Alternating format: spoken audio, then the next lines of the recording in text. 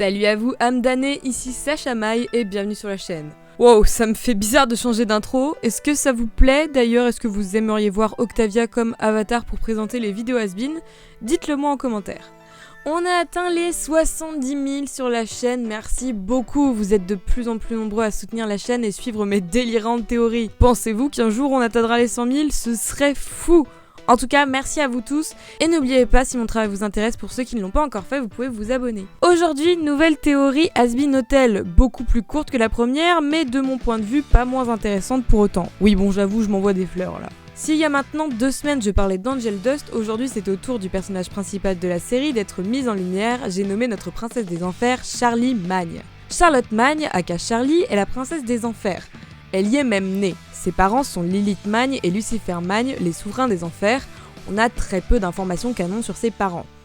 On sait seulement qu'ils font partie de la caste des Overlords, qu'ils sont tous les deux très doués pour le chant et la musique. D'ailleurs Lilith semble être une chanteuse reconnue en enfer si on se fie à son compte Instagram. En ce qui concerne leurs origines, rien n'est moins sûr si on se réfère au wiki de la série, et je vous assure que pour un wiki c'est vachement bien sourcé. Lilith serait en réalité la première femme d'Adam bien avant Ève, mais resterait un démon à l'origine. Quant à Lucifer, il serait un ange déchu, tombé du paradis après avoir causé une guerre dans les cieux. Encore une fois, information à prendre avec des pincettes. Vous l'aurez compris, Charlie serait donc à la fois un démon et un ange. Et beaucoup de fans s'accordent à dire que ce serait d'ailleurs son côté angélique qui lui vaudrait cet enthousiasme et ce projet visant à vouloir sauver son peuple. En effet, l'image que l'on a de Charlie, c'est l'image de quelqu'un de positif, de gentil, d'une jeune fille qui veut réaliser son rêve. Oui mais voilà, quel est réellement le rêve de Charlie? Parce qu'évidemment, selon le pilote, celui-ci pourrait être clair, arrêter le massacre de la population en enfer. Et si je vous disais qu'en réalité le rêve de Charlie n'est peut-être pas si joyeux que ça? C'est le sujet de la théorie du jour.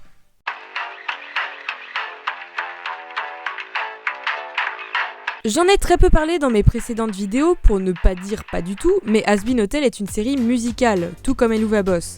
Les musiques d'has-been hotel sont extra-diégétiques, c'est-à-dire que les chansons ne se passent pas vraiment dans l'action. Charlie chante bel et bien à la télé, mais tout ce qui se passe dans le clip ne se passe pas vraiment, comme pour la chanson d'exposition. A l'inverse, les musiques d'Helluva Boss comme Home Millie ou le générique d'IMP sont elles diégétiques car elles se déroulent bel et bien dans l'action de la série. Ce qui nous intéresse ici, c'est la chanson d'introduction d'has-been hotel. Pour moi, il est révélateur du véritable objectif de Charlie. En effet, pour moi, le Happy Hotel n'est pas réellement son projet, il n'est qu'un remplacement de son premier rêve, à savoir, selon moi, celui d'être un ange exterminateur. J'avoue que c'est un peu ambitieux, mais j'ai de bonnes raisons de le penser. Passons maintenant à l'analyse. L'introduction, qui est une chanson de vaudeville de 1917, se nomme I'm Always Chasing Rainbows. Littéralement, j'ai toujours chassé l'arc-en-ciel. Charlie en est l'interprète, cette chanson nous en apprend en réalité beaucoup sur la jeune fille. D'après elle, le paradis représenterait le bonheur pour elle. La chanson dit qu'elle a essayé de le trouver. Autrement dit, Charlie aurait possiblement tenté d'aller au paradis.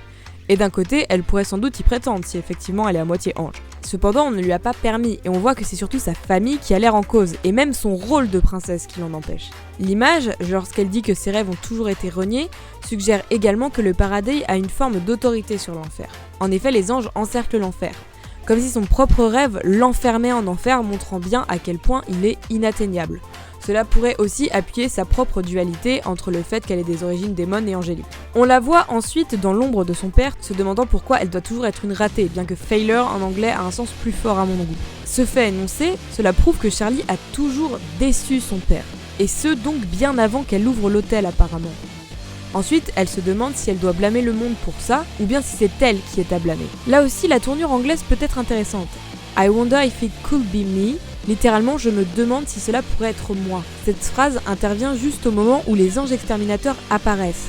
Un ange sans visage aux ailes blanches se tient au centre de l'image et son visage apparaît au moment de l'interrogation de Charlie. Au moment où elle se dit « je me demande si ça pourrait être moi ». C'est surtout cet enchaînement-là qui me conforte un peu dans l'idée que Charlie aurait aimé être un ange. Sachant qu'en plus, nous savons que Charlie a comme capacité de voler en déployant des ailes, comme son père, ce qui rend le parallèle un peu plus crédible. On pourrait continuer, mais on a assez d'éléments en ce qui concerne la chanson. Mais alors, comment puis-je penser que Charlie veuille être un ange exterminateur? C'est simple, pour moi le projet de Charlie n'est pas vraiment le sien.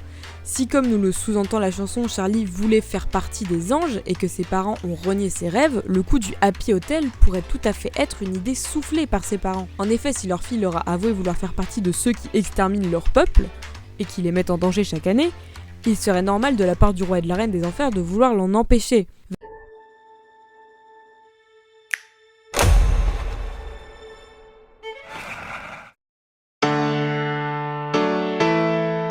Baggy, elle aussi, serait d'accord avec ce projet, voulant que Charlie reste en enfer avec elle et ne voulant surtout pas qu'elle devienne un ange.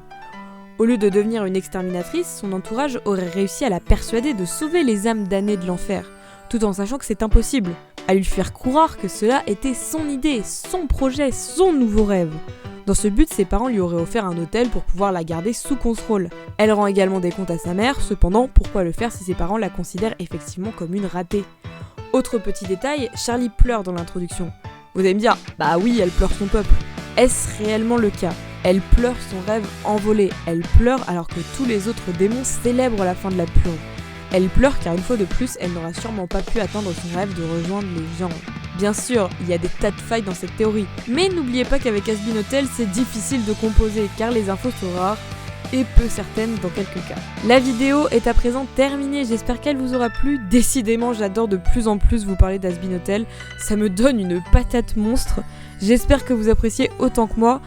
En tous les cas, merci d'être toujours là pour me soutenir, c'est ce qui me permet de continuer. Merci à vous et n'oubliez pas, restez à l'écoute.